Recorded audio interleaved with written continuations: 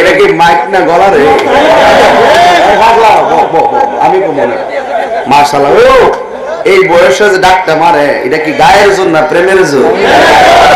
আরো জোরে প্রেমের জোর। আপনি কিন্তু পারতেন না, আপনারা পারতেন না, আমি পারতাম না। এবার যে বাপ হয়েছে, এটা কি আমার পক্ষে সম্ভব? তাহলে এই কণ্ঠ দেওয়ার মালিক কে? গোলাপ ফুলে যাহা আছে বেলি ফুলে, এই দুইটা ফুলের পার্থক্য করছে কে?